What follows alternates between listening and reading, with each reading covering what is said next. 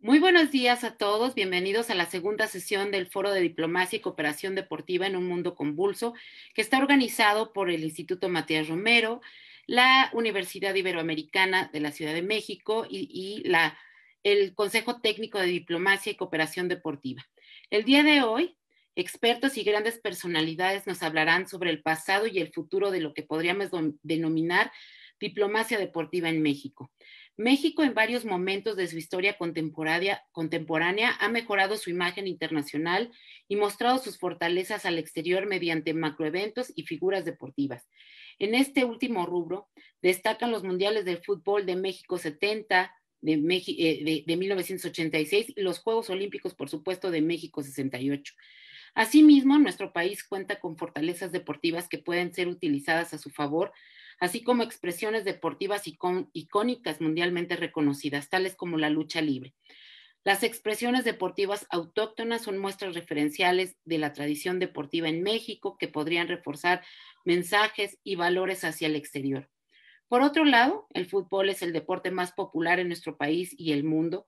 Su poder económico apareja vetas en las que pueden encontrar proyectos para el desarrollo social, ya que diversas instancias y clubes cuentan con programas sociales que no han sido suficientemente explorados.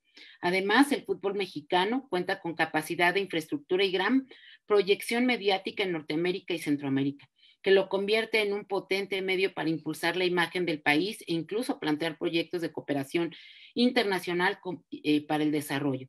La Copa Mundial de Fútbol en Norteamérica 2026 es un marco propicio para impulsar medidas que busquen mejorar la relación política, económica y migratoria entre tres países participantes. México también es un referente en algunas disciplinas a nivel regional, como clavados, taekwondo, marcha, boxeo. En las Olimpiadas, los deportes con más medallas, en los Juegos Olímpicos, los deportes con más medallas para México han sido clavados, boxeo, taekwondo, clavados con 14 medallas, boxeo con 13 y taekwondo con 8.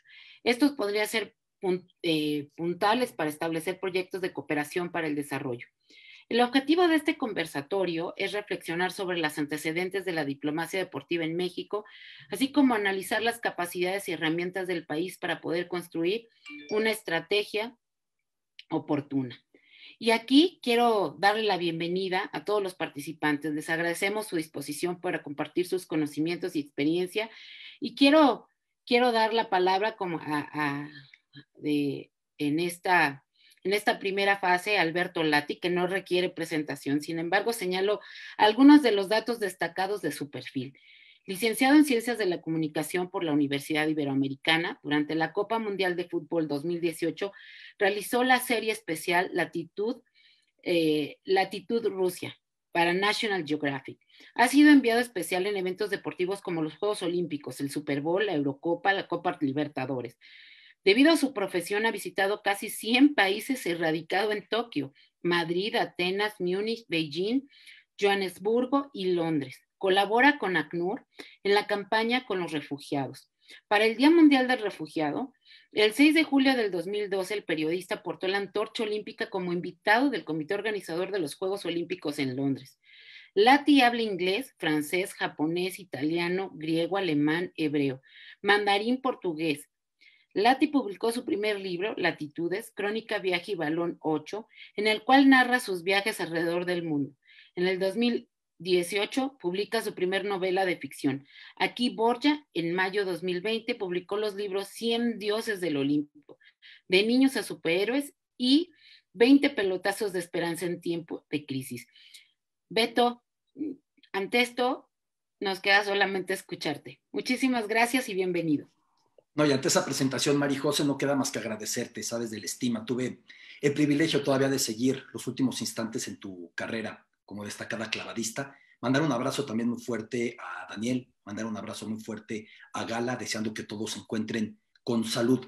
Es un tema que a mí me interesa mucho, es un tema que a mí me intriga mucho porque lo haya pedido o no, el deporte se ha convertido en el embajador plenipotenciario del planeta porque los periodistas deportivos hemos tenido acceso a viajar a donde muchas veces otros rubros no tienen acceso, porque los nombres deportivos, porque los orgullos deportivos, porque las leyendas deportivas tienen más recordación que cualquier otra faceta de un país. Por ponerlo de alguna manera, me ha tocado estar en sitios tan remotos como Myanmar, cuando recién había caído la dictadura militar de la antaño llamada Birmania o Burma, y entonces sorprenderme con la gente diciéndome chicharito. Me ha tocado estar en puntos de África con los Masái, en la frontera entre Tanzania y Kenia, en Namibia, entre las dunas, en diversos lugares, y que me dijeran Jorge Campos, Hugo, Rafa Márquez. Eso es el poder del deporte. Ya no decir los que han sido corresponsales de guerra, y decir o comentar el nombre de un deportista pudo representar la salvación, pudo representar otra mirada, pudo representar el acercamiento. Durante la pandemia tuve el privilegio de publicar un libro que me eché express, que está en digital, que es 20 pelotazos de esperanza en tiempos de crisis. Y me sorprendí con algo que es habitual, que no existe en la diplomacia mejor representante que el deporte. Sea que nos vayamos a los años 70, cuando había un acto de total congelación entre Estados Unidos y China, y entonces el tenis de mesa, la llamada diplomacia del ping-pong, fue lo que los acercó. Así se acercaron, ¿eh? Luego aparece Forrest Gump en la película jugando, y en la película Forrest Gump es de los que van a China a jugar tenis de mesa y de los pioneros tras tantas décadas de distancia, tras tantas décadas de frialdad entre Estados Unidos y China. Lo mismo, el fútbol pudo servir para terminar con una guerra civil en Costa de Marfil, primera ocasión en que la selección de este país africano calificaba un mundial, Alemania 2006, y Drogba, soberbio y entrañable delantero, dijo, esto no puede quedar en goles, porque el potencial de esto es más allá. Y en pleno vestuario dijo, bajemos las armas, perdonemos, convoquemos elecciones, escuchemos al otro, vamos por la reconciliación.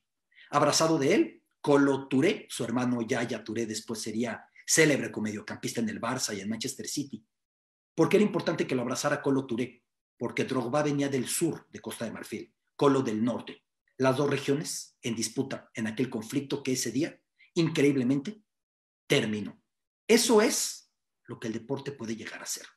¿O qué comentarles de la selección iraquí, un país desangrándose con el conflicto que no terminaba? Chiitas, sunitas, kurdos, atentados terroristas a diario. Y en ese instante, la coronación en la Copa Asiática, en 2007. Platicaba con el entrenador, con Jorban Vieira, de aquel equipo, y me explicaba cómo fue ese milagro, que además parecía que algún esperanzado guionista de Hollywood decidió cómo iba a ser la final, porque el pase para el gol del título fue de un sunita, el gol fue de un chiita, el portero que fue el héroe del partido era un kurdo. Es decir, la unión del país imposible en la realidad se mostraba posible en la cancha. Y me decía Jorban Vieira que cuando él llegó, comían por separado dependiendo la manera de practicar el Islam, la procedencia étnica. No solamente eso, dormían en habitaciones separadas, no se hablaban. El ambiente era terrible porque a cada rato sonaba el teléfono en la concentración y les decían trágicamente que había fallecido el amigo, el vecino, el familiar de uno o de otro en los atentados, en los coches bomba que no frenaban en Irak. Y entonces dijo, como sea, esto es un equipo y voy a inculcarles que tienen algo en común. Y eso en común es llevar una sonrisa al pueblo iraquí. Ese es el poder que tiene el deporte. Ese es el poder. Luego viene una temática muy interesante, los países anfitriones. México cambió la manera de proyectarse cuando llegó a la Copa del Mundo del 70, cuando llegó también los Juegos Olímpicos del 68. ¿Por qué cambió esto? Entendamos cómo era el planeta en ese instante. En ese momento, México logró proyectarse como hospitalario, colorido, alegre, pasional, pero también fue el primer mundial, el del 70, a color. El del 66 ya hay imágenes a color de aquel célebre gol de Inglaterra de Geoff Hurst que no debió de haber contado, pero en el momento se emitía en blanco y negro. Hubo grabaciones a color. El mundial del 70 ya fue a color.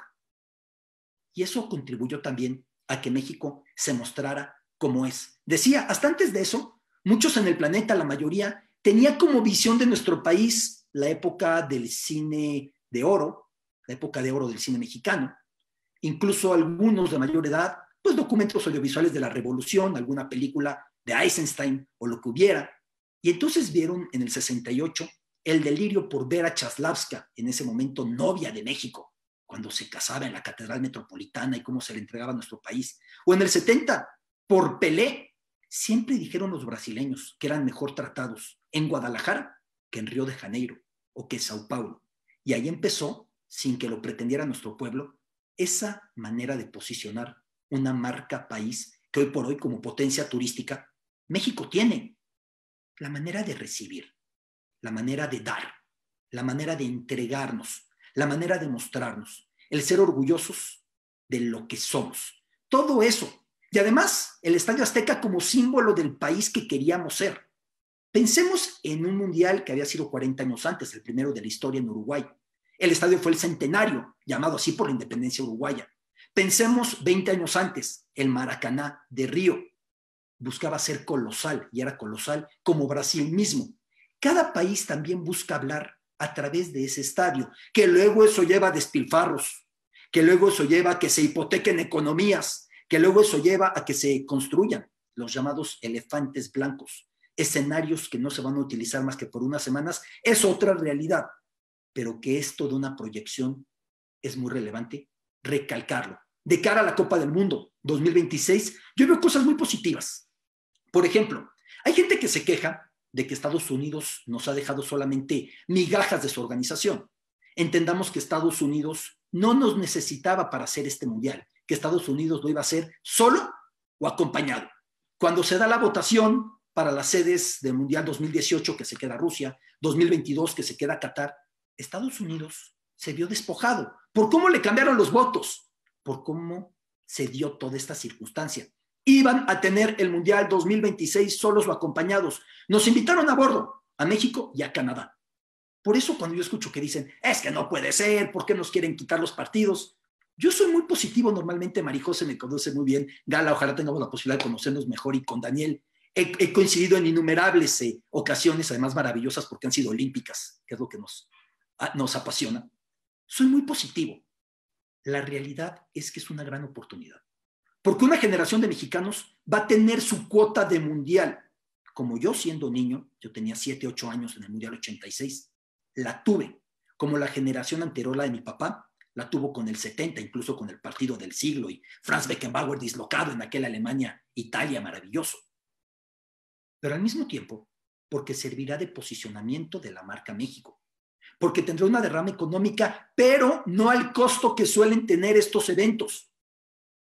Porque puede decir de repente Brasil, pues sí, qué bien mi posicionamiento y la derrama, pero pues no salieron los números. Claro que no salen los números. Mundiales de esos, olímpicos de esos, es muy complicado realizarlos. Hay modelos que seguir. Por ejemplo, Barcelona 92. A partir de esos juegos, el común del viajero por Europa que va rondando el continente busca parar en la ciudad catalana y deleitarse con Gaudí y con Dalí y con el Fútbol Club Barcelona y con las Ramblas y con todo lo que representa Barcelona. Antes no. Ese es el modelo de éxito. Beijing 2008 de manera diferente, porque hasta ese momento fue el evento deportivo más caro de la historia. Lo va a superar, evidentemente, Qatar 2022, y es posible que lo haya superado también Sochi 2014, los Juegos Invernales, aunque los números son un tanto opacos en ese sentido. ¿Pero qué consiguió China ahí? Más que la derrama que no les interesaba, dar el salto al escalón mayor en el concierto internacional de las naciones. Entendamos cómo percibíamos a China. Año 2000, año 2002. Se le veía como un país que generaba baratijas. Se le veía como un país en el que no se terminaba de confiar. Se le veía como un país hermético. Los Olímpicos fueron el parteaguas en el que China se lanzó de esa manera, a ser la fábrica del mundo, a ser la potencia del mundo, a mantener un crecimiento uniforme, con sus oscuros también, está muy claro, porque el problema de tener un mega evento deportivo es que no solamente enseñas lo que quieres enseñar, todo se muestra.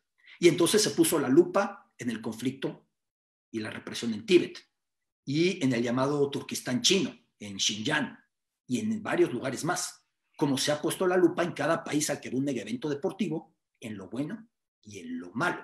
Por eso, no todo es, vean lo que quiero que veas. Tú abres a que entren las cámaras y las cámaras irán captando, cada cual con su interés, cada cual como mejor le convenga. El poder suave, el soft power, soft politics, es hoy de la mano del deporte. Hay que ver lo que está haciendo hoy, sobre todo el hemisferio árabe. Hay que ver un dato muy relevante que yo reparaba en él. Hubo una campaña que es maravillosa de la aerolínea Emirates de Dubái con Jennifer Aniston, pero ellos hicieron cuentas de lo que les había costado la campaña pagándole a una actriz de ese calibre y compararon con lo que les costaría patrocinar el uniforme de un equipo de fútbol y concluyeron que la exposición que les daba una casaca de fútbol era mucho mayor.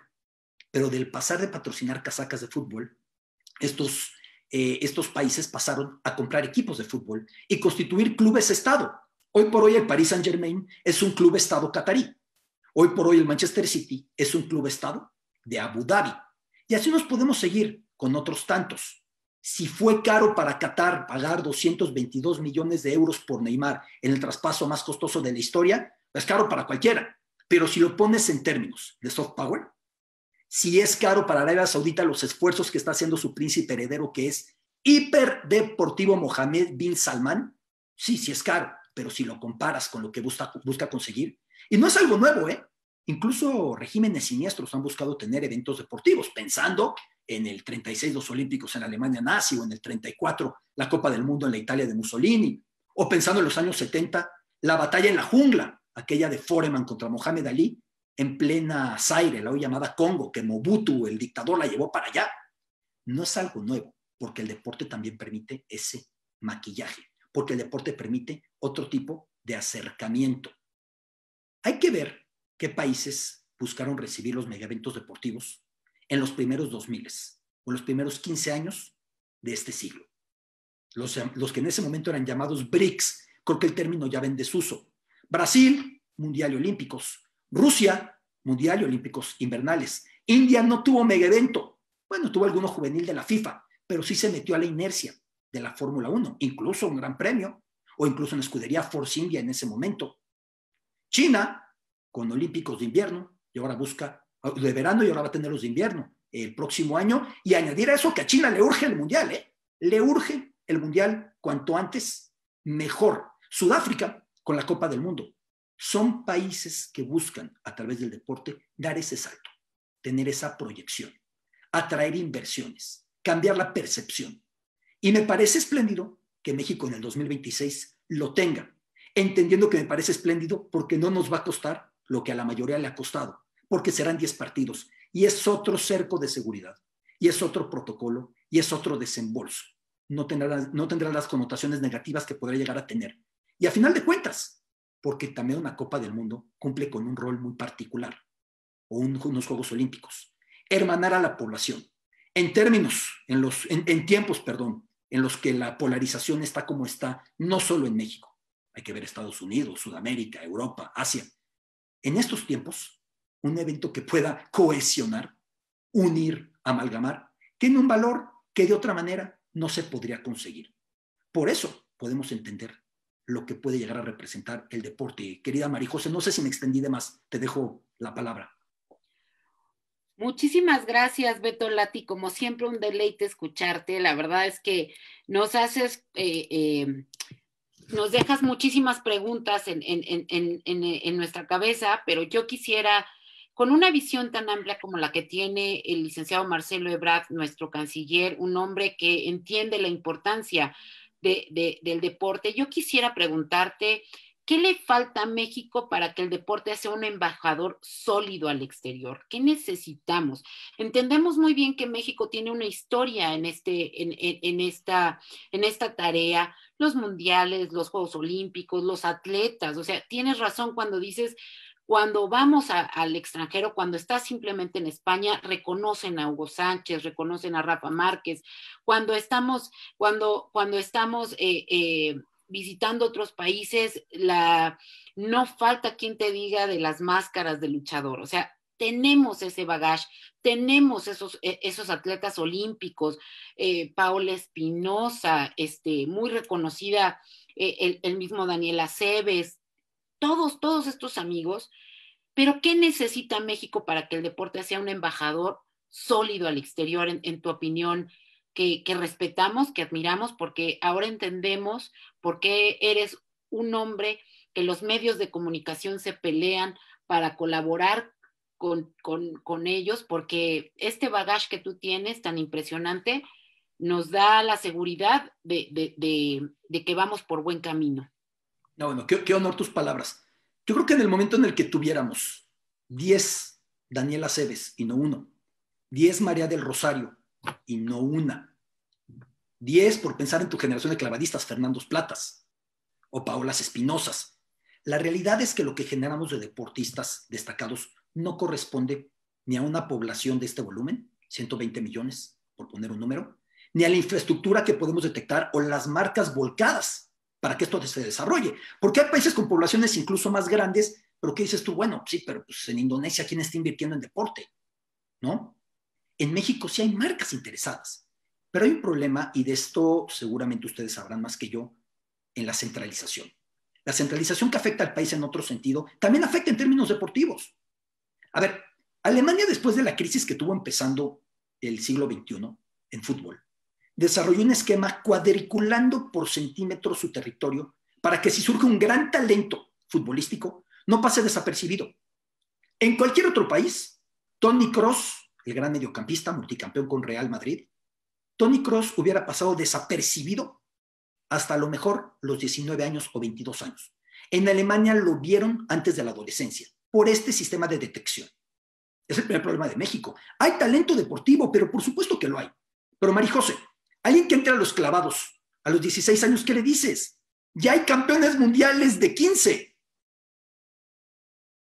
Aunque tenga el genotipo o el biotipo, aunque tenga la disciplina, aunque tenga el hambre, aunque dispongas de la metodología en CONADE, Comité Olímpico Mexicano, Federación de Clavados, ya estamos tarde y nos pasa en muchos deportes. A esto añado problemáticas que hay que vincular a por qué no generamos más. Las dos esenciales que yo detecto, aunque ustedes tendrán un diagnóstico mucho más certero que el mío, es el mismo problema que tenemos en otros rubros: educación pública y salud pública. Con los niveles de obesidad infantil, con los niveles de diabetes infantil, estamos ya de antemano cortando un porcentaje de la población que no va a poderse desarrollar en el deporte. Y yo no quiero que México gane el medallero olímpico, me encantaría, hombre, oír el himno a cada rato. Yo quiero una población más sana. Yo quiero un sistema de salud que no tenga que gastar en rubros que son evitables gastar y pueda dedicar fondos a rubros en los que no es evitable. ¿Cuánto dinero no se van a atender sobrepeso, obesidad, diabetes, enfermedades consecuencia de esto? Creo que son temáticas que repercuten en el deporte y repercuten en cómo tenemos embajadores y cuántos embajadores tenemos. Ya después, aquí en México nos parece muy poca cosa que nuestra selección de fútbol siempre esté en octavos de final. Bueno, pues ha sido la más constante en Copas del Mundo, ¿eh? Siempre estar ahí tampoco es poco. Y ya quisiéramos en otras materias estar en el top 15, más allá del deporte. Y desafortunadamente, pues no lo estamos, ¿no? Pero la manera de proyectarnos va de la mano de esto. Brasil es también la cara de Neymar. Portugal es también la cara de Cristiano Ronaldo. Jamaica es sin duda la cara de Usain Bolt, con el perdón de mi idolatrado Bob Marley. Hoy por hoy, la cara y el nombre más vinculados a Jamaica, ¿quién lo iba a decir con lo que Marley representó? Es Usain Bolt. Ese es el poder que tiene el deporte. Que sea responsabilidad de estos muchachos llegar a cargar como la cara de un país, suena brutal, ¿no? No es su responsabilidad, no la pidieron, pero les termina rebotando, Marijose. La verdad es que nos queda claro que un país como nosotros tiene talento, tiene imagen, tiene proyección, pero necesitamos entre todos hacer un círculo virtuoso para que se logre lo que tú claramente manejas. Un tema de educación, un tema de salud pública, un tema de alto rendimiento, un tema de deporte social, un deporte para todos. Necesitamos todos los que estamos en el medio deportivo aportar, generar, sin miedo a una crítica, sin miedo a generar un cambio. Y lo más importante es que escuchemos a los expertos que, aunque no están dentro del gobierno, pero expertos como Alberto Lati, expertos como tú, que tienen una historia muy clara, muy entendida de lo que es el deporte mundial, de lo que importa, de lo que es el soft power, como tú lo manejas muy claramente, y cómo podría ser utilizado en nuestro país para crear una marca país, para tener una salud pública. Exactamente, no queremos todo el tiempo campeones mundiales o campeones olímpicos, queremos campeones para la vida. Eso es necesario en este país y en los momentos tan complicados que vivimos, nos queda claro que tenemos que hacer algo en la materia de deporte, en la materia de cultura física, y yo creo que necesitamos unir más esfuerzos, ¿no? No solamente los institutos de gobierno, sino también la sociedad civil. Mi querido Alberto, muchísimas gracias por darnos este tiempo tan valioso. La verdad es que nos podríamos llevar muchas horas contigo, con Gala, con Daniel. El tiempo es corto y yo quiero agradecerte infinitamente a nombre del licenciado Marcelo Ebrard, a nombre de la Secretaría de Relaciones Exteriores, del Consejo Técnico de Diplomacia Deportiva que ahora en noviembre 24 se conformó, porque busca esta visión de entendimiento de qué podemos traer, qué podemos aprender del exterior para el interior y qué podemos tener del interior hacia el exterior que siga magnificando a nuestro país. Muchísimas gracias, Beto, y esperamos verte pronto en otro evento de diplomacia y cooperación deportiva. Un abrazo fuerte. Siempre a sus órdenes, Marijose, siempre a sus órdenes, siempre un privilegio coincidir contigo, Daniel, estar contigo, Gala. Primero que nada, agradecer al canciller y a todos los que trabajan en el Servicio Exterior en Relaciones Exteriores y entendiendo que lo primero que hay que hacer es abrir este debate porque es un debate muy relevante.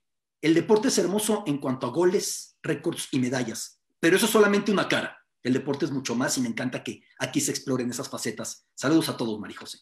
Muchísimas gracias, Alberto.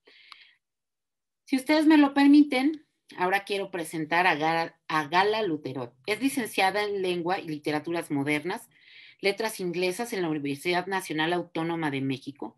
Tiene una maestría de New York School for Social Research en el programa Media Studies and Film. Dirigió y editó el cortometraje Water from Above, seleccionado para el Festival de Arquitectura y Diseño de Nueva York. En el 2015 se incorporó al Consejo Mundial de Lucha Libre como directora de Relaciones Culturales. Ha impulsado iniciativas como el primer concurso de cuento infantil a dos de tres cuartillas, en colaboración con la Secretaría de Cultura, el documental A dos de tres caídas, La Arena México, que dirigió con David Ferreira, la serie documental Nuestra Lucha Libre para Canal 22, y participó más recientemente en el nombramiento de la lucha libre como patrimonio intangible de la Ciudad de México en el 2018. Es un honor que nos acompañes, Gala, una mujer intrépida, una mujer con un gran reto como es el Consejo Mundial de Lucha Libre. Bienvenida. Hola Marijose, muchas gracias. ¿Sí me escuchan? Bueno, ¿qué puedo decir después de Alberto Lati, que es el conocedor del deporte por excelencia? Bueno, nosotros estamos muy orgullosos de lo que ha logrado la lucha libre mexicana. Al final nos hemos vuelto pues un referente cultural del país. Como bien decías, ves una máscara y piensas en México automáticamente. Una máscara representa México aquí, en China, en Islandia, en todos lados, lo cual nos llena de orgullo, sobre todo porque la lucha libre del Consejo Mundial de Lucha Libre es algo familiar y es algo que hemos hecho durante 87 años. Y si bien la lucha libre es una hermosa mezcla entre cultura y deporte, porque al final es un deporte, los chicos tienen un rendimiento físico impresionante, necesitan una preparación y una disciplina y mucha hambre y mucho empeño para llegar a ser luchadores profesionales, pero al final, al portar la indumentaria, al portar la máscara, al portar estos personajes que ellos habitan, se vuelven de alguna manera un estandarte de México. Llevan el folclore de México en su equipo, en su máscara, en el personaje, y se vuelven embajadores no solo del deporte mexicano, sino también de la cultura y de todo eso que traen detrás. La lucha libre se ha vuelto muy reconocida a nivel internacional Hasta antes de la pandemia podías tú ir a la Arena México un viernes y lo que veías en su mayoría eran extranjeros y gente que quería ver la lucha libre, ¿no? Y la lucha libre sí se ha vuelto, ¿no? Nos hablan de repente artistas que vienen a algún concierto o a lo que sea, y lo que vienen a ver es Teotihuacán y las luchas cuando vienen al DF. Eso es lo que vienen a ver todos. Entonces, estar ahí pues en ese nivel de reconocimiento internacional, pues nos llena de emoción y también es una gran responsabilidad porque pues tenemos que llevar el nombre de México pues a todos lados y demostrarles a todos pues, que la lucha libre es un deporte, que esa creo que es la parte que más nos ha costado, porque si bien, como digo, es un deporte y requiere un entrenamiento físico súper complicado, de pronto la gente lo ve como que es show, como que no es cierto, como que todo está coreografiado y creo que gran parte de lo que nos toca a nosotros es enseñarle a la gente que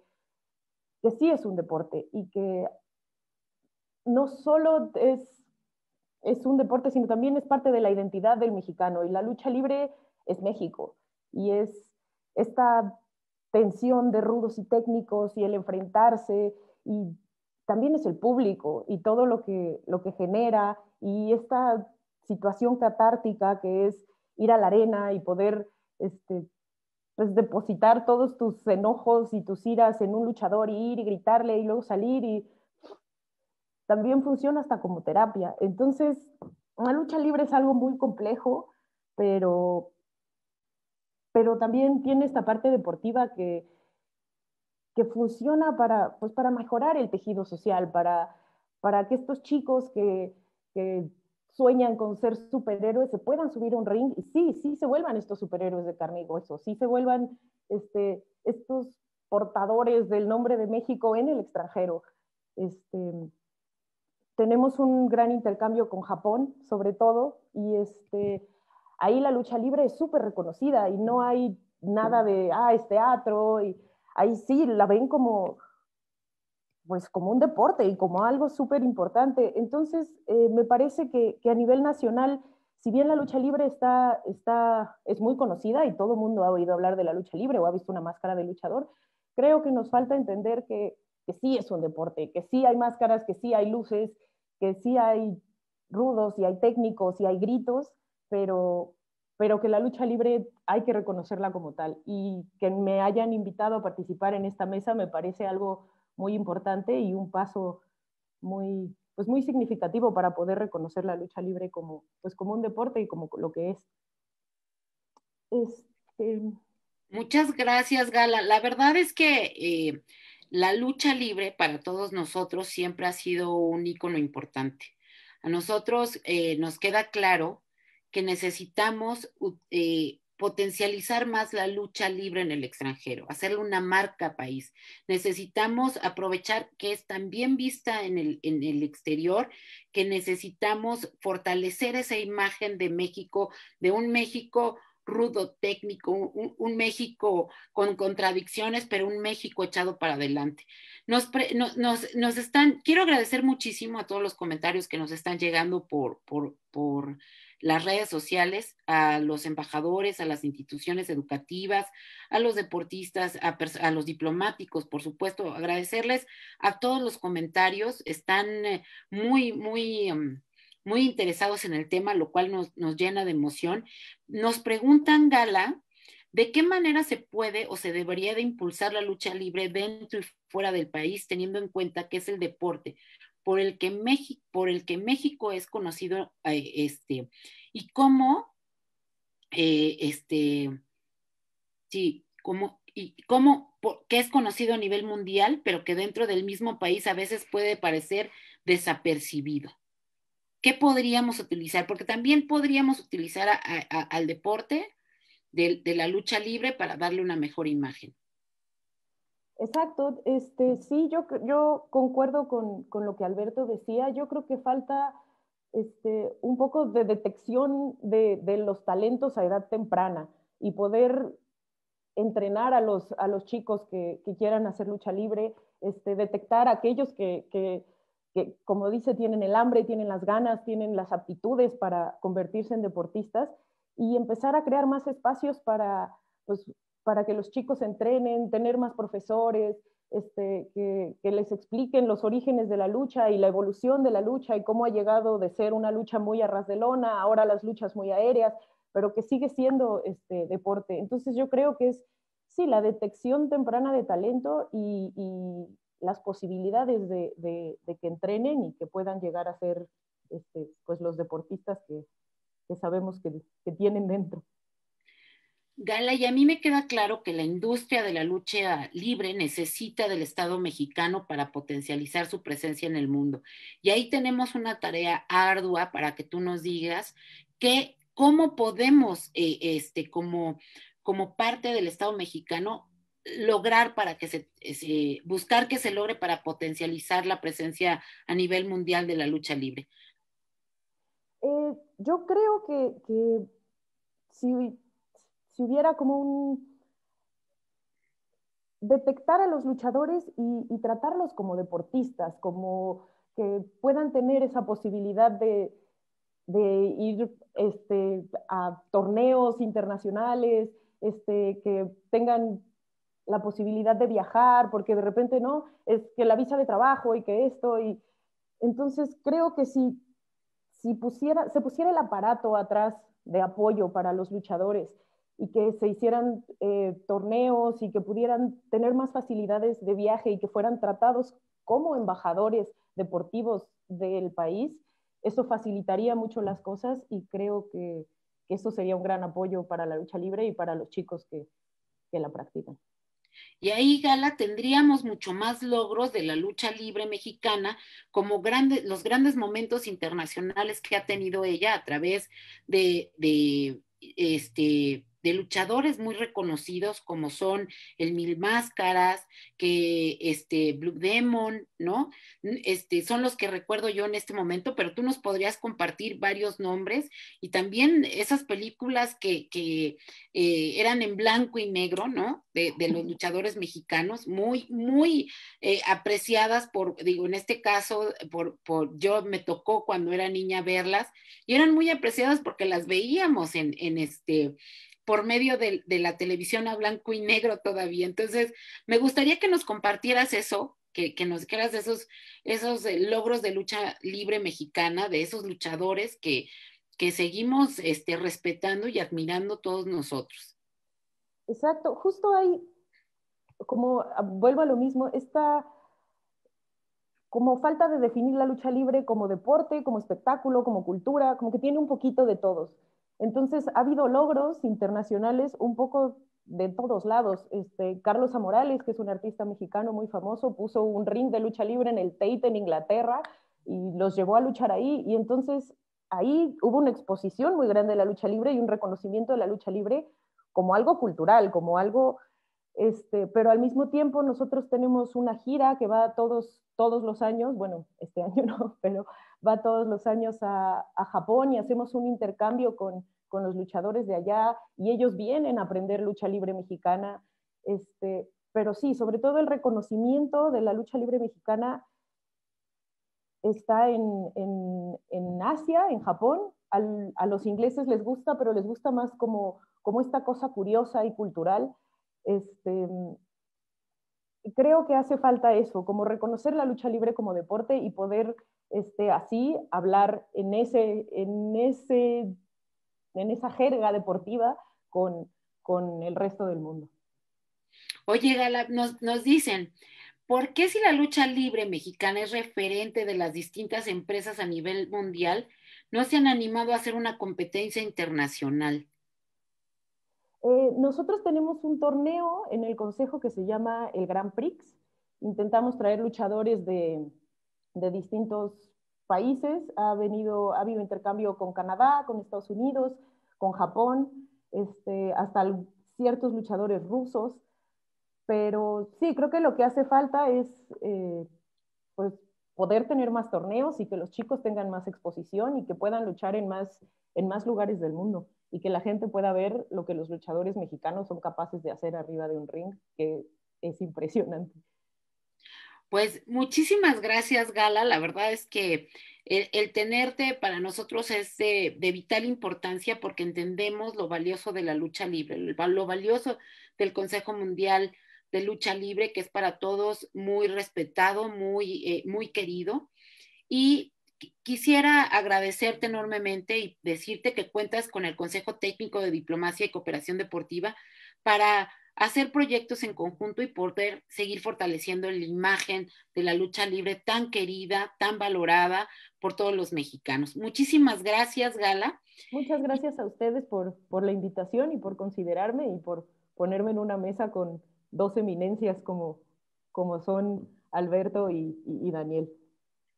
Muchísimas gracias. Y bueno, pues ahora para mí es un honor, en verdad un honor, el presentar a un amigo apreciado, compañero de diferentes luchas en el tema del Comité Olímpico Mexicano, Daniel Aceves Villagrán, quien es presidente de la Asociación de Medallistas y Atletas Olímpicos. También es medallista, es ganador de la medalla olímpica de lucha olímpica de plata en la lucha grecorromana en los Juegos Olímpicos de Los Ángeles 1984. Es Premio Nacional del Deporte en 3 ocasiones. Lo ganó como deportista y después por promocionar el deporte. Después de su retiro ha ostentado diferentes cargos públicos. Ahorita también es director de la Fundación Alfredo Harpelú para el deporte. Es columnista en el periódico Excelsior y también es reconocido por la Asociación de Medallistas Olímpicos Internacional y que estará cargando la antorcha rumbo a Tokio 2020-21. No sé cómo decirle, Dani, tú ahorita nos dirás. Y nos da mucho gusto que estés con nosotros para que nos platiques de la importancia del olimpismo en México y toda esa experiencia que tú tienes en este tema. Bienvenido y adelante, Dani. Muchas gracias, Marijose, muchas gracias y también me voy a permitir porque en tu papel de moderación no podías hacer una autopresentación, pero yo sí puedo presumir tu trayectoria, sobre todo eres una mujer tetraolímpica, participaste en los Juegos Olímpicos de Seúl 88, Barcelona 92, Atlanta 96 y Sydney 2000, medallista mundial en Roma en la prueba de los clavados, la primera medallista mundial mexicana que tuvo nuestro país, pero también ganadora del Premio Nacional del Deporte en 1994. Entonces, el que estés coordinando estos trabajos de diplomacia y cooperación deportiva por parte de la Secretaría de Relaciones Exteriores siempre es un privilegio. Y también pues saludo a Gala Luterot. Gala, pues sin duda alguna, nuestros ancestros se encontraron en la vida.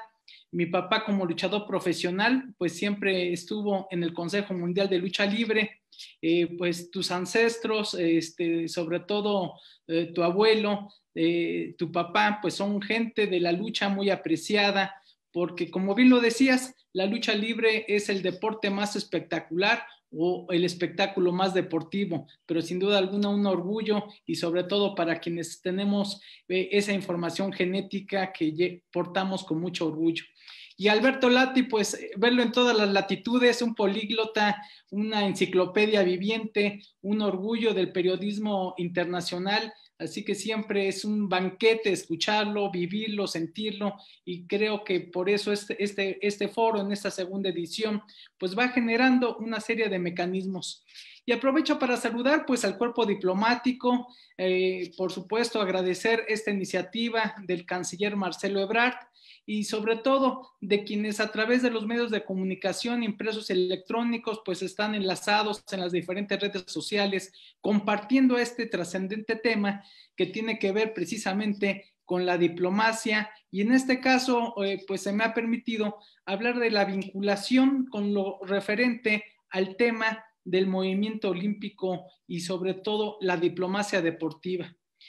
Sin duda alguna este foro pues agrupa y sobre todo va sumando una serie de acontecimientos en donde podríamos decir que el primer diplomático realmente reconocido en la historia fue el barón Pierre de Coubertin. En 1894, pues reunió a 14 países para conformar el Comité Olímpico Internacional. 2 años después realiza los primeros Juegos Olímpicos en Atenas en 1896 con la participación de 311 atletas y 11 países. Y es por eso que ver el deporte de manera pluridisciplinar es una ecuación no solo necesaria, sino indispensable. El deporte tiene que ver con lo político, económico, social, cultural, técnico, científico, y la diplomacia deportiva es un instrumento de diplomacia pública que determina objetivos, pero sobre todo estructura una serie de principios. Creo que la diplomacia deportiva es una herramienta fundamental para doblegar barreras idiomáticas, económicas, territoriales, sobre todo porque tiene un efecto aglutinador y sobre todo porque se basa en reglas, se basa en normas. El deporte es un gran contribuyente a la acción internacional de un país. Dentro de este contexto, no podríamos concebir el tema del deporte y la cultura física sin entrañar los valores fundamentales, principios universales del movimiento olímpico, donde destaca, por supuesto, la paz, el trabajo en equipo, el respeto. La diplomacia deportiva ha ganado terreno como una manifestación de la diplomacia pública, no solo porque articula voluntades personales, comunitarias, sociales, sino también de carácter internacional. Sabemos muchos casos, ya algunos de ellos los comentó Alberto Lati, en donde hay encuentros y desencuentros a través del tema del deporte y la cultura física. Es la diplomacia deportiva una ecuación permanente. Ya en su momento, Juan Antonio Samaranch, un español que lideró el movimiento olímpico por 2 décadas, decía que el deporte era el fenómeno social más importante del siglo XX. Hoy podemos decir que esto se refrenda en el siglo XXI como el fenómeno social más trascendental y que el deporte es transversal, por supuesto, con la educación, con la salud, con el desarrollo social, con la economía, con la seguridad pública y sobre todo en la construcción de la ciudadanía. Es una actividad con gran poder de convocatoria y sobre todo porque no solo es visto desde el ángulo de una recreación, sino también de una profesión. Y en este ángulo alineado, el Movimiento Olímpico Internacional ubica el deporte como un derecho humano, en donde, de acuerdo a tratados internacionales, México desde los años 70 ha suscrito una serie de convenios en donde destacan los derechos universales de los niños, de la educación física, de la cultura física y del deporte. Es decir, el olimpismo visto como un derecho humano en donde ponen de manera siempre relevante el deporte al servicio de la humanidad. Y siempre ha sido asociado el tema del deporte y del movimiento olímpico a una cultura de la paz, en donde dentro del programa de educación en valores olímpicos que actualmente incorpora el COI, están 5 elementos fundamentales que tienen que ver con la alegría del esfuerzo, el fair play o lo que es lo relativo a la práctica del juego limpio, el respeto a la diversidad, a reconocernos diferentes, a la búsqueda de la excelencia a través de la cultura del esfuerzo y al equilibrio entre cuerpo y mente. Yo creo que dentro de este contexto el resumen fundamental es reconocer que el Comité Olímpico Internacional tiene una tripoide que no solo descansa ya en el deporte, sino también en la educación, en el medio ambiente y en los derechos humanos. Y bajo esta consideración hay una serie de elementos, creo que total y absolutamente indiscutibles, sobre los efectos positivos en la salud en torno a la práctica de la activación física, del deporte, de la cultura física, diseñados e instrumentados por la Organización Mundial de la Salud. Actualmente hay un programa entre los años 2018 y 2030 que apuesta a una disminución del 15% del sedentarismo a nivel global. Y evidentemente estos efectos en salud, en desarrollo social, en cohesión social, en prevención, tiene su arraigo dentro de lo que se promueve hoy por hoy a nivel internacional. Es decir, en este tipo de ámbitos y con la evidencia existente, ya no hay una frontera territorial, idiomática, racial, religiosa, económica, que no reconozca el espíritu del tema del deporte. Y dentro de esta reflexión que también ya se ha venido haciendo de cómo la representatividad de los grandes eventos tienen una imagen que va transformando un país ante la sociedad y ante la comunidad internacional. Antes de los Juegos de 1968, México era visto a través fundamentalmente de un gran nacionalismo impulsado por el cine mexicano. Un cine de oro en donde hablaban hace unos momentos de las películas. El Santo hizo 55 películas. Mi papá participó en 5 de ellas. Y dentro de todo ese fenómeno que se trasladó al gusto latinoamericano y aparte de la comunidad en los Estados Unidos, saber de Jorge Negrete, de Pedro Infante, del Santo, de Blue Demon, hablar años después de Chespirito, del Chavo del Ocho, impulsaron la visión de lo que era México. En lo político y social, pues había movimientos de carácter internacional en donde México no fue la excepción. Había una demografía que incrementaba la natalidad hasta en 7 hijos por cada familia en la década de los 60s y 70s, pero también en materia económica había avances y se da un proceso de estabilización que generó una paridad de la moneda peso dólar que duró en 12 pesos en ese momento por casi 20 años. Y México 1968 vino a ser no solo el primer país latinoamericano que organizaba una máxima justa olímpica, sino también el despertar visual de lo que era un país a través del deporte, a través del movimiento olímpico, con características total y absolutamente destacadas. Participaron 112 países, más de 5.516 atletas, solo 781 mujeres. Se prohibió la participación de Sudáfrica por el apartheid. Muchos países tuvieron su inicio en participaciones olímpicas.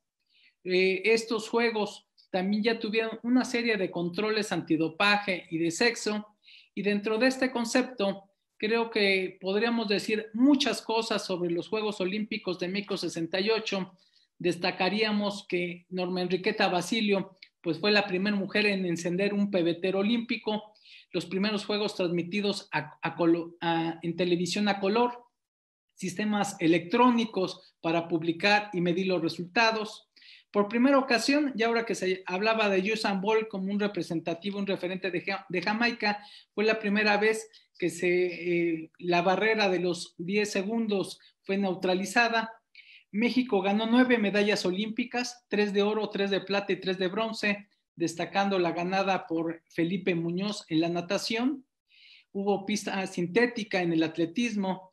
Dick Fosbury pues innovó en el modo de participar en el salto de altura. Paul Beamon pues hace un récord que duró varias décadas en romperse en el salto de longitud, y creo que sin duda alguna todo esto vino a cambiar un paradigma. Pero aquí la tesis, sobre todo Gala, Mari y todos quienes nos escuchan, es que las y los deportistas son embajadores de esa diplomacia de buena voluntad. Los deportistas profesionales olímpicos son los mejores embajadores con los que puede contar un país para otorgarle prestigio. En la numeralia tenemos 68 preseas dentro de la participación de los Juegos Olímpicos. México la primera vez que participó oficialmente fue en París 1924. Las primeras preseas se ganaron en Los Ángeles 1932 y son parte de estos embajadores olímpicos que se han otorgado, pero también estos embajadores participan a nivel continental. México ha ganado 1,147 preseas en Juegos Panamericanos. Todavía estamos pues muy satisfechos de los resultados en Lima 2019, donde México se ubicó en el tercer lugar en el cuadro general de medallas, solo superado por los Estados Unidos y por Brasil. Y dentro de las participaciones regionales históricas en Juegos Centroamericanos y del Caribe, desde 1926 hasta Barranquilla, Colombia 2018, México ha ganado 3,763 preseas, Y ya México, en las 3 ediciones que han existido de Juegos Olímpicos de la Juventud, ha ganado 34 preseas. Esta numeralia nos dice mucho, nos dice de los objetivos que puede tener un país para tener embajadores deportivos exitosos en este contexto.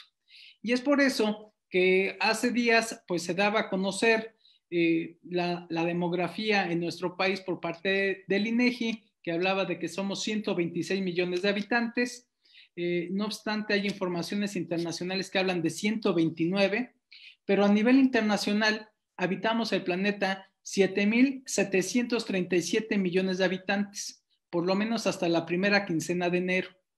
Y aquí hay una distribución sobre los millones que habitamos, por ejemplo, el continente americano, más de 1,000 millones, y el continente asiático, el más poblado, sobre todo porque tiene los 2 países con más población, que es la República Popular China y la India, con 4.623 millones.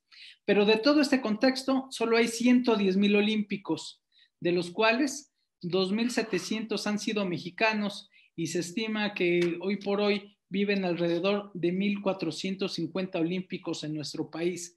Es decir, son parte de esta diplomacia. Pero la pregunta es, ¿hacia dónde vamos? ¿Hacia dónde va el Comité Olímpico Internacional? ¿Hacia dónde va el Movimiento Olímpico Mexicano?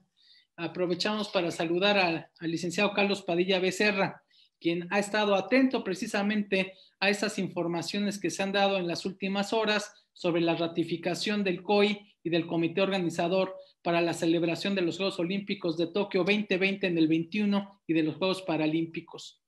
Pero más allá de descifrar este flujograma, este esquema, hay un escenario fundamental.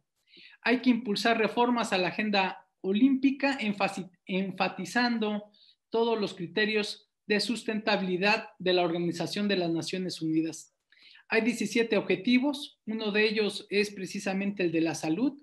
Hablar del deporte y cultura física impacta en 5 de ellos, y sobre todo bajo el escenario de compartir dificultades, fortalecer un orden mundial justo y mucho más cooperativo. En consecuencia, el movimiento olímpico tiene que adaptarse. Creo que la diplomacia pública y la diplomacia deportiva han ido de la mano históricamente. No se podría entender que México no hubiera tenido una acción diplomática de alto nivel para conseguir ser sede de Juegos Olímpicos, para conseguir ser sede de campeonatos del mundo del 70 y del 86 del siglo pasado, y muchas otras ediciones a nivel de Juegos Centroamericanos, de Juegos Panamericanos, de campeonatos mundiales, de la Fórmula 1 y sobre todo de muchas expresiones del deporte en general. Finalmente, recordar todo lo que comenta Nelson Mandela en esta frase que sin duda alguna tiene un referente fundamental: el poder determinar todo lo que puede cambiar al mundo. Tiene el poder el deporte, así lo explica, para unir a la gente, como pocas cosas lo hacen. El deporte puede crear esperanza donde antes solo hubo desesperación. Y está comprobada que la diplomacia deportiva es parte del quehacer del movimiento olímpico. Muchas gracias y estamos a las órdenes. Daniel, pues la verdad es que tu experiencia en el tema olímpico nos deja claro que tú tienes una clara idea de cómo ha beneficiado los Juegos Olímpicos del 68 a nuestro país en cuanto a imagen. Tú fuiste muy claro en decir lo que se logró en los Juegos Olímpicos, las medallas, los récords, las participaciones. Por primera vez una mujer porta la llama olímpica. Y a mí me gustaría preguntarte, ¿esto cómo benefició a México en el extranjero? ¿Cómo esos Juegos Olímpicos del 68, con todo lo que tú enmarcaste, en qué benefició a nuestro país y por qué se siguió esa tradición olímpica que todavía falta seguir fortaleciendo, pero nos gustaría que nos comentaras en ese sentido? Mari, sin duda alguna, este parteaguas de México 1968, con unos juegos que combinaron lo deportivo con lo cultural, que fue un acierto trascendental del arquitecto Pedro Ramírez Vázquez como presidente del comité organizador, y que venía de una polarización de una sociedad del movimiento estudiantil de México 68, en donde la visión y la imagen de México había sido notablemente afectada. Entonces creo que lo ganancioso de retratar una imagen de unidad, una imagen de capacidad, unos Juegos Olímpicos organizados de manera muy vanguardista, con un diseño gráfico que rompió paradigmas, pero sobre todo con un acompañamiento de la población en donde la hospitalidad, la atención y los servicios brindados a las diversas delegaciones de estos 112 países participantes cambió no solo el rumbo de las relaciones bilaterales, sino fortaleció en mucho el que hubiera también mexicanos que pudieran obtener el Premio Nobel de la Paz. Entonces, dentro de este episodio, creo que el movimiento olímpico por parte de México ha sido consistente, ha sido congruente, y hoy por hoy, pues lo que surge como una expectativa, sobre todo en medio de una pandemia del COVID-19, es acompañar las grandes transformaciones y sobre todo los grandes cambios que se tienen que seguir suscitando con base a la Carta Olímpica, que es la principal normatividad de este movimiento. Sin duda alguna, México tendrá que seguir teniendo un papel, no solo en las representaciones deportivas, sino en todo lo que tiene que ver en el trabajo en diferentes comisiones y sobre todo en el fortalecimiento de la participación de la mujer en todos los ámbitos. Hoy en día sabemos que en la historia olímpica mexicana el 25% de todas las medallas han sido obtenidas por mujeres, pero al fin y al cabo en las últimas ediciones olímpicas el 60% de las medallas han sido ganadas por mujeres. Entonces ha habido un cambio generacional muy afortunado y esto se ha repercutido en resultados continentales o regionales. Finalmente yo te diría, Mari, siento que hay una necesidad muy importante de otorgar a través de los cuerpos diplomáticos un impulso trascendental para la realización de eventos de carácter internacional, sobre todo en los Estados Unidos. Hay una comunidad binacional que busca y necesita tener este tipo de encuentros, sobre todo magnificando la presencia de 35 millones de mexicanos o personas de origen mexicano en los Estados Unidos que se vinculan con nuestro país a través de los deportes profesionales, a través del fútbol, del béisbol, de la lucha, pero también de los deportes olímpicos. Entonces, yo creo que hay mucho por hacer, pero también tenemos mucho en qué recargarnos en la solvente historia que tiene nuestro país en esta materia. Oye, Daniel, yo quisiera, en este tema que tú dices que es muy importante, este brazo amigo que nos puede ayudar, los atletas olímpicos, principalmente los medallistas, que tienes razón en decir que son embajadores, que debemos de tratar de vincularlos más directamente al mejoramiento de la imagen de México en el exterior.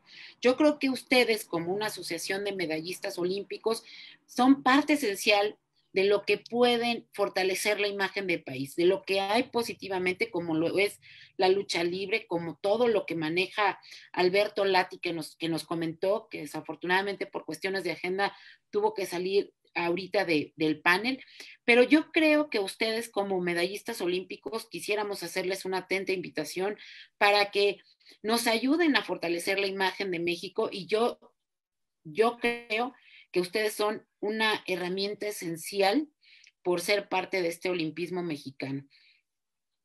Cuenta totalmente con la asociación. Sin duda alguna, yo creo que hay una plena coincidencia. Los embajadores de buena voluntad, los embajadores del movimiento olímpico mexicano, tienen una presencia. Creo que una debilidad y una cualidad del tema de los deportistas en nuestro país es que estamos entreverados en todas las clases sociales, estamos diseminados en todo el territorio nacional, pero también con un enfoque internacionalista y sobre todo apegados a lo que son la visualización de cooperación en un mundo, reitero, pandémico, que hoy por hoy requiere la promoción de una cultura física, de un deporte social, de un deporte para todos, como tú también lo has apuntado y lo has promovido históricamente, y que en este sentido, pues como asociación y seguramente con la participación absolutamente mayoritaria de las compañeras y compañeros, estaremos interviniendo en los programas que esta coordinación técnica de cooperación y diplomacia deportiva requiere. La verdad estamos muy, muy contentos de escucharte, Daniel, de saber que nos compartas todos tus conocimientos. Yo no te quiero meter en camisa de 11 varas, pero estoy obligada, como todos los mexicanos que estamos preocupados y deseamos ver a nuestra delegación que nos va a representar en los próximos Juegos de Tokio.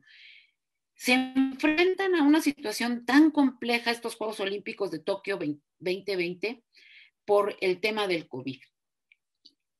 Ahí estará la diplomacia en su total apogeo, la diplomacia deportiva, el soft power, la cooperación de lo que implica el deporte. Esta tarea no es nada fácil para el Comité Olímpico Internacional y, por supuesto, para el Comité Olímpico Mexicano.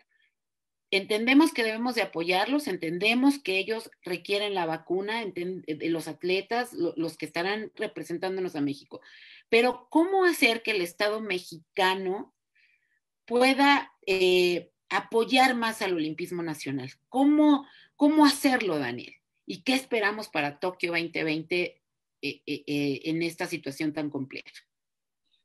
Sin duda alguna, todo lo que es la perspectiva de la participación de México en estos Juegos Olímpicos y Paralímpicos de Tokio 2020 en el 21.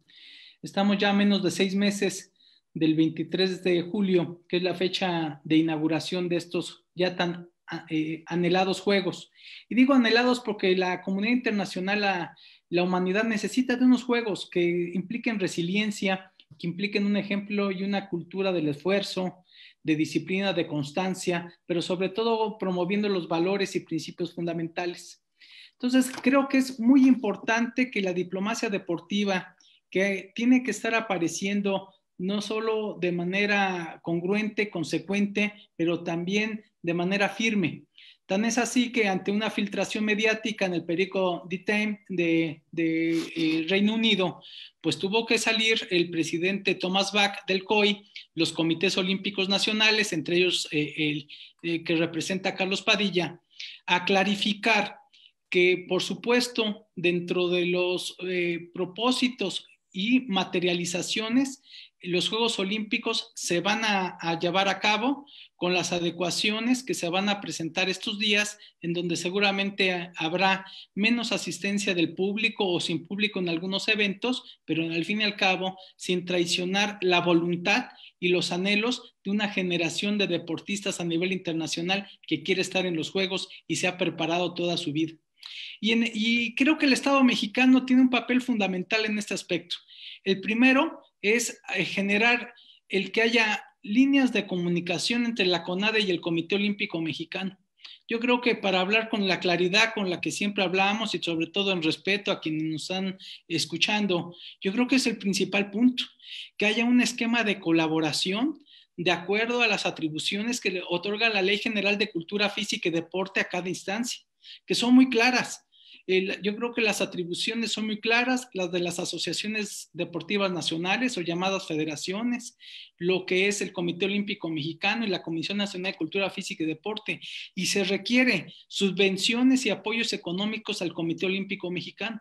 Entonces yo creo que dentro de este aspecto y sobre todo atendiendo a la existencia de una junta directiva de la CONADE que preside quien funja como secretario de Educación Pública y sobre todo apelando al Ejecutivo Federal, al presidente de la República y en este caso pues también a la Secretaría de Relaciones Exteriores, yo creo que el Estado mexicano puede aportar hoy por hoy materializando no solo la conjunción de esfuerzos, sino también la proporción de los recursos necesarios para la preparación de las y los atletas, que seguramente México ya tiene clasificadas 35 plazas, pero podríamos pensar en que haya 150 mexicanos representándonos en los Juegos Olímpicos. Entonces, Mari, espero no haberme extendido, pero siempre hablando con la claridad del caso y con la voluntad de reconocer un horizonte en donde tenemos que estar unidos y sobre todo ser congruentes con lo que cada institución le corresponde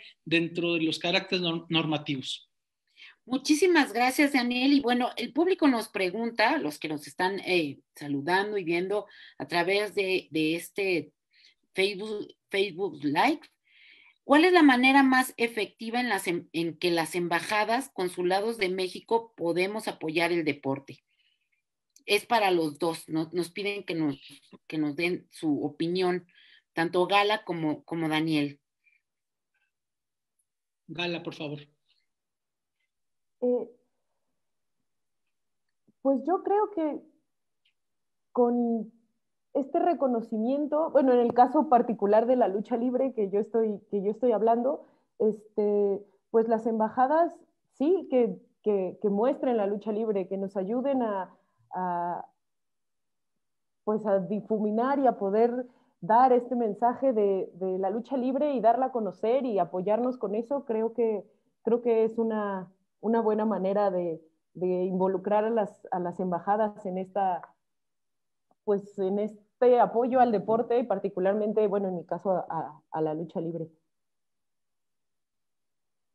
En el caso que nos corresponde, nosotros propondríamos, y primero agradeciendo el interés que haya de los cuerpos diplomáticos y de las embajadas representativas de nuestro país a nivel internacional, el que haya una promoción de los valores olímpicos, que son valores universales, que están ausentes de cualquier iniciativa política, social, racial, religiosa o económica, sino que estos principios y estos valores, yo creo que es un año en donde se tienen que promover y que acompañen pues las crisis sociales, económicas y políticas que estamos viviendo, y sobre todo el que promuevan la historia olímpica mexicana, que promuevan las historias de éxito, que promuevan dentro de este tema las posibilidades de hacer un reconocimiento a un movimiento que ha sido durante muchos años de gran solvencia para dignificar a quienes han estado participando en representación de nuestro país.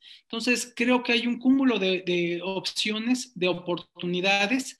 Muchas tienen que ver precisamente con recoger esta historia, plasmarla y promoverla de cara a lo que estamos viviendo, que todavía serán meses y posiblemente años difíciles, pero que esta resiliencia, estos ejemplos y estos fundamentos pueden ser muy útiles en la promoción de los cuerpos diplomáticos. Pues muchísimas gracias, Gala, Daniel, Alberto Lati. Yo quisiera decirles que para nosotros ha sido un valioso ejercicio este conversatorio donde podemos entender, visualizar, comprender un poco más de la importancia de la diplomacia deportiva en México, de la necesidad de tener este instrumento, esta herramienta para poder lograr que México siga fortaleciendo su imagen a través del mundo, que no solamente hay cosas negativas, sino hay muchas positivas. Tenemos grandes cosas que vender, los deportistas, los eventos deportivos, la historia de todo lo que ha surgido a través del deporte en nuestro país. Y bueno, yo quiero invitarlos para que en el próximo 25 de febrero nos acompañen al siguiente conversatorio, que estén muy atentos de las redes sociales del Instituto Matías Romero, de la Universidad Iberoamericana y de la MEXID, mediante el Consejo de Diplomacia y Cooperación Deportiva. Los esperamos el próximo 26 de febrero. Muchísimas gracias a todos. Nuevamente, Daniel, Gala, perdóname que te dejé al último, Gala, pero en este tema de igualdad ya no nos ofende nada. Gracias, Alberto Lati, gracias a todos, Instituto Matías Romero, Universidad Iberoamericana, AMEXID, a todos los que nos acompañaron. Muchísimas gracias y felicidades y que sigan los éxitos.